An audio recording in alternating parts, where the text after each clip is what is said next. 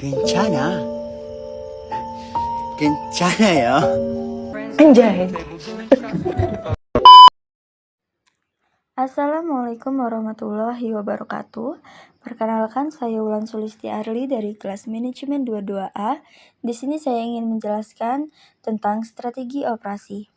Strategi operasi merupakan sebuah visi fungsi operasi yang digunakan sebagai arahan atau dorongan dalam proses pengambilan keputusan supaya selaras dengan tujuan perusahaan.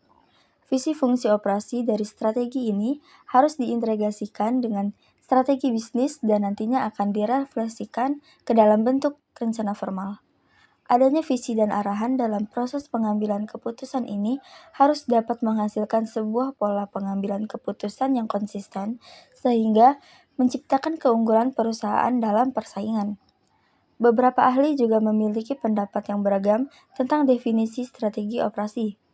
Menurut William Skinner, strategi operasi berhubungan dengan pengambilan keputusan dalam kegiatan operasional perusahaan dengan strategi perusahaan. Menurutnya, ketika sebuah bisnis melakukan operasi yang tidak termasuk strategi perusahaan, maka keputusan-keputusan yang diambil tidak akan konsisten dan sifatnya jangka pendek, dan ini bisa melemahkan perusahaan. Menurut Hayes dan Wheelwright, strategi operasi merupakan sebuah pola konsisten yang digunakan dalam pengambilan setiap keputusan dalam perusahaan. Strategi ini tersusun dari beberapa komponen termasuk misi, kemampuan tertentu, tujuan, dan kebijakan. Yang pertama ada mission atau misi. Setiap operasi wajib punya misi yang berkaitan dengan strategi bisnis dan selaras dengan strategi fungsional lainnya.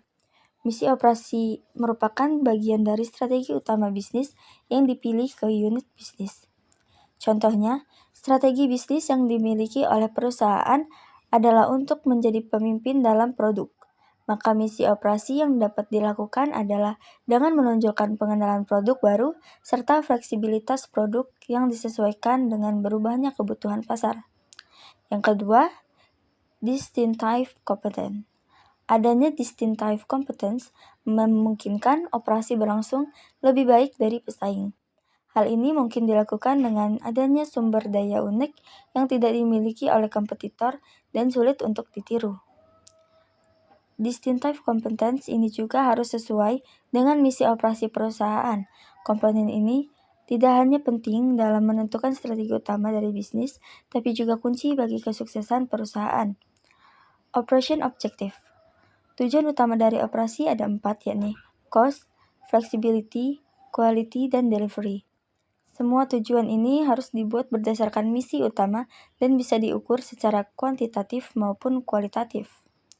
Yang terakhir ada policy atau operation policy, menjelaskan bagaimana cara mencapai tujuan operasi.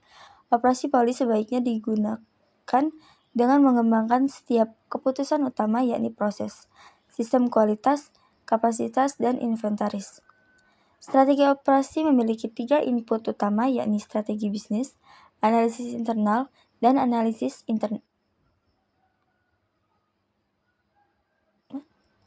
Strategi ini harus dapat membantu perusahaan dalam penyesuaian dengan faktor eksternal. Adanya seperti perubahan kebutuhan konsumen, perkembangan teknologi, ketersediaan bahan baku, kondisi para kompetitor, hingga situasi yang berkaitan dengan kondisi sosial maupun hukum. Adapun fungsi strategi operasi bagi seluruh bisnis yaitu yang pertama, memungkinkan perusahaan bersaing dalam diferensiasi. Untuk bisa menarik perhatian pelanggan, sebuah perusahaan harus memiliki pembeda. Artinya, produk yang dihasilkan harus memiliki perbedaan dengan kompetitor ataupun produk inti lainnya yang dimiliki oleh perusahaan. Meskipun berbeda, bukan berarti produk menjadi aneh. Adanya pembedaan ini memungkinkan produk terlihat lebih menarik dan memiliki nilai lebih, namun tetap bisa memenuhi kebutuhan konsumen. Strategi diferensiasi yang bisa dicapai dalam operasional bisa menjadi sarana bagi perusahaan untuk mencapai keunggulan kompetitif. Salah satu caranya adalah dengan melakukan strategi operasi yang berorientasi kepada konsumen. Kamu bisa memulainya dengan Melakukan analisis pasar untuk mengetahui apa yang dibutuhkan oleh pelanggan dan bagaimana kekuatan dari kompetitor. Yang kedua, memungkinkan perusahaan bersaing pada biaya atau cost terendah. Strategi operasional yang baik bisa memberikan keuntungan pada perusahaan bagi rendahnya biaya produksi. Cara untuk mencapainya dibutuhkan serangkaian upaya, salah satunya adalah dengan cara pada kebutuhan konsumen dalam desain produk dan kegiatan operasional dengan eliminating rework, scrap, inspection, dan hal-hal lainnya yang bisa memberikan nilai tambah bagi produk akhir. Strategi ini menekan biaya rendah tetap harus dilakukan dengan mempertimbangkan nilai maksimum yang diharapkan oleh konsumen. Tidak hanya dalam produksi, tapi juga delivery time. Semakin cepat produk sampai ke tangan konsumen setelah dibuat, akan semakin baik kualitasnya. Selain itu, bisa juga mengurangi waktu operasi dan menyederhanakan proses operasinya. Yang ketiga, memungkinkan perusahaan bersaing pada respons. Respons yang dimaksud merupakan sekumpulan nilai yang berhubungan dengan kinerja yang cepat, fleksibel, dan mumpuni. Respon yang cepat mencakup berbagai penjadwalan termasuk dalam proses merancang produk, memproduksi, hingga distribusi.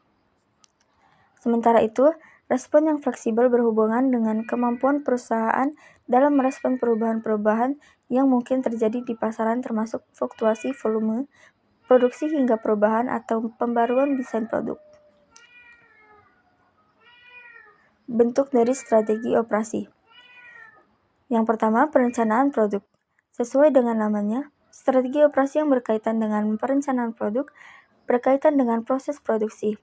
Lebih spesifiknya, perencanaan produk berkaitan dengan perencanaan baik metode dan teknologi dibutuhkan tenaga kerja untuk melakukan proses produksi. Yang kedua, perencanaan keuangan.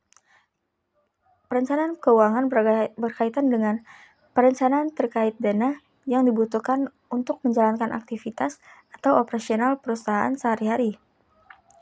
Yang ketiga, perencanaan fasilitas. Fasilitas merupakan bagian penting dari operasional perusahaan sehari-hari.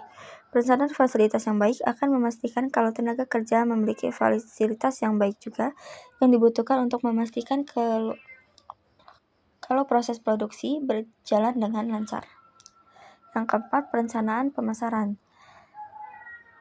Perencanaan pemasaran berkaitan dengan proses distribusi dan atau penjualan akan barang baik, produk atau jasa yang diproduksi.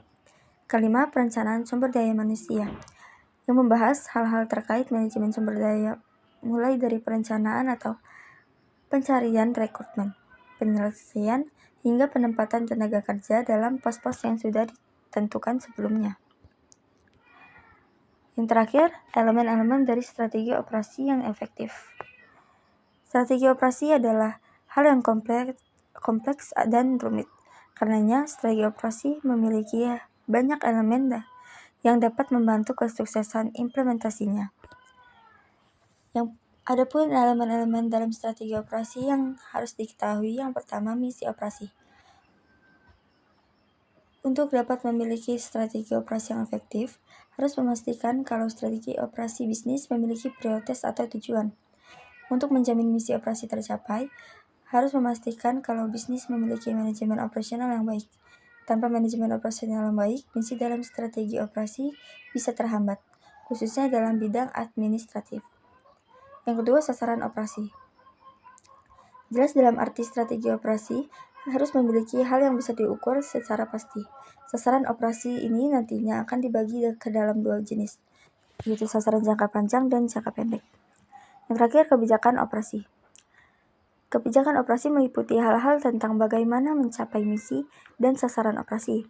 Kebijakan ini biasanya meliputi proses persediaan tenaga kerja dan juga mutu. Sekian penjelasan dari saya. Assalamualaikum warahmatullahi wabarakatuh.